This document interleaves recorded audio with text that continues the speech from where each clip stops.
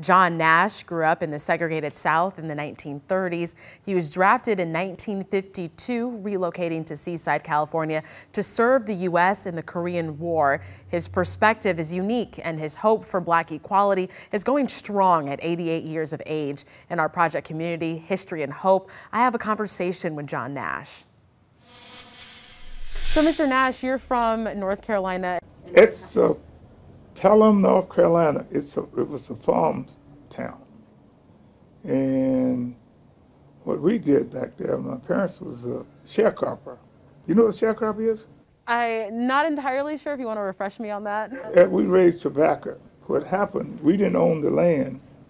Somebody else owned the land, and we supplied the labor to, to do the tobacco farming. So most of us, all of us really, when we got old enough, we moved away. And I went into the Army. They drafted me. I was drafted in 1952, November the 5th. I'll never forget it, 1952. It really wasn't that bad here, because there was a lot of soldiers, and the school wasn't segregated here. And we look back into history, and you've grown up in the 30s, 40s, and 50s up until you moved here, and you take a look at segregation, you take a look at the racism that I feel still exists here. I know the history, back then, but you lived it. And to me, it doesn't seem that things are very far off from what they are. I still feel that the systemic racism is deeply rooted into that. As a Black man, as Black people, where do you think we stand now? Well, we just had a vice president elected for the highest office in the country. We can't sit back and wait for somebody to do it for us. We got to do it like Abrams did down in Georgia. We got to get out and push. And I think we wasn't pushing hard enough, because we get we got too comfortable. We get a little ways and we get comfortable. Okay.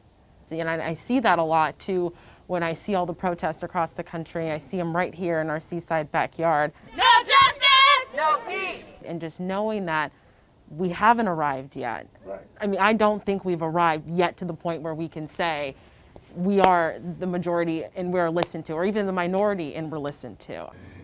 You got to fight for it. It shouldn't have to, though. It's America. Everybody's supposed to be, the creed that everybody's supposed to be treated alike, but it's not happening. Martin Luther King did a wonderful job. I have a dream. That was in the 60s.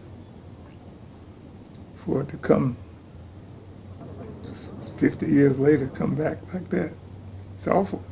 I feel like, again, we are just taking steps back, not a step forward. I'm going to tell you now, there's not a week or even a month that can pass when I'm not getting an email about my hair, about something else that's discriminating against me. And so I think that when, when I still look at from the past and look at now, I just don't feel that we're that far off. And I always question myself, where do we get to the point where we can scrub that prejudiced thoughts and get to the point where we can understand people, we can love people? I think we've got to be educated. I retired from the Army. And I learned stuff that I didn't know was happening. They had Black soldiers training the people at West Point how to ride and shoot. I didn't know that until I don't know when. That wasn't in the history book that I read. That's another thing. A lot of stuff was left out when I was going to school, too. It was left out the history book. It's still left out. I, Joseph Robinette Biden Jr., do solemnly swear. I think Biden and Kamala will do a good job. Yeah, we need some hope. We need some hope in this country. Well, they need help too. They can't do it alone.